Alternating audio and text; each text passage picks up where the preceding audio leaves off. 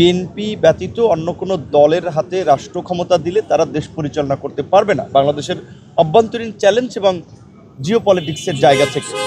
So দেশের স্বার্থেই কিন্তু এই মুহূর্তে আমাদেরকে বিএনপিকে সহযোগিতা করতে হবে। বিএনপির ভারপ্রাপ্ত চেয়ারম্যান জনাব তারেক রহমান উনি আমাদেরকে ডেকেছেন।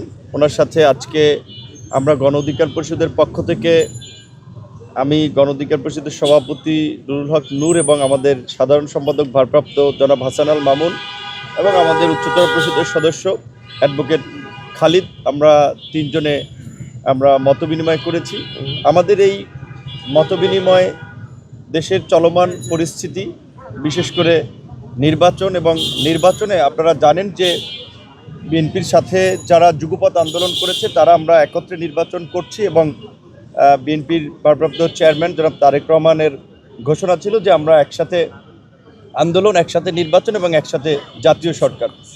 তো নির্বাচনে আমরা মিত্র দল হিসেবে আমরা গণ অধিকার এবং আমরা দেখেছি যে আমাদের আরও ভ্রাতৃপ্রতিম কিছু সংগঠন সমূহ যারা একসাথে আন্দোলন সংগ্রাম করেছি, রাজনৈতিক দল, সেই সমস্ত জোটে বিএনপি আমাদেরকে আসন ছেড়ে দিয়েছে বা ওই আসনগুলোতে বিএনপি প্রার্থী দেয় নাই, কিন্তু কিছু কিছু আসনে, বেশিরভাগ আসনেই বিএনপির স্থানীয় স্বতন্ত্র প্রার্থী দাঁড়িয়েছেন এবং সেটা আমাদেরকে বিব্রত করছে এবং এইটা আমাদের নির্বাচনে মাঠে একটা চ্যালেঞ্জও, সেটা আমরা যারা ভারপ্রাপ্ত চেয়ারম্যান জনাব তারেক রহমানকে জানিয়েছি এবং বহিষ্কার না করে তাদেরকে আলাপ আলোচনা সমঝোতার মাধ্যমে যদি প্রত্যাহার করানো যায় আমরা আমাদের সেই অভিব্যক্তি ব্যক্ত করেছি। কারণ যারা দাঁড়িয়েছেন তারা হয়তো দলের ডেডিকেশন আছে, মনোনয়ন প্রত্যাশী ছিলেন, তাদেরও একটা আবেগ আছে, সেটাকে আমরা সম্মান করি, কিন্তু আমাদের দিকটাও দেখতে হবে যে আমরাও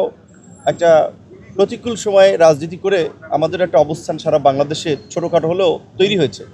তো দেশ জাতির বৃহত্তর স্বার্থে কিন্তু আমরা মাত্র বলা চলে অল্প কিছু আসনে আমরা আসন সমঝোতা করেছি। সেখানে যদি আবার বিএনপির প্রার্থী থাকে এটা বিএনপির জন্য কিন্তু একটা ইমেজ সংকটের কারণ হয়ে দাঁড়ায় যে দলের শৃঙ্খলা বা নেতারা দলের কথা শুনছেন না।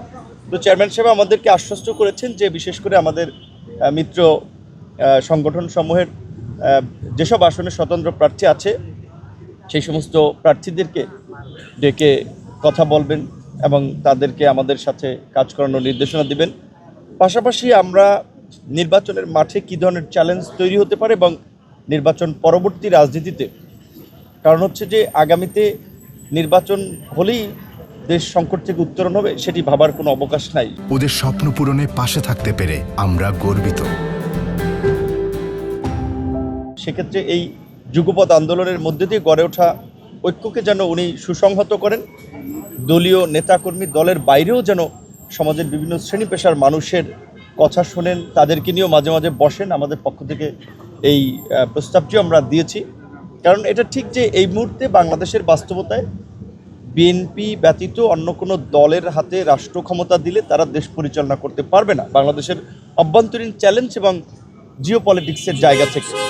সো দেশের স্বার্থেই কিন্তু এই মুহূর্তে আমাদেরকে বিএনপিকে সহযোগিতা করতে হবে, যেই কারণেই কিন্তু দলীয় স্বার্থের চেয়েও আমরা জাতীয় স্বার্থে বিএনপির সাথে আছি এবং বিএনপি যতদিন আমাদের এই মিত্র রাজনৈতিক দলসমূহ থেকে শুরু করে দেশের মানুষের কথা চিন্তা ভাবনা করে রাজনীতি করবেন, আমাদেরকে মূল্যায়ন করবেন, ডাকবেন, আমরা ততদিন তাদেরকে সহযোগিতা করতে চাই।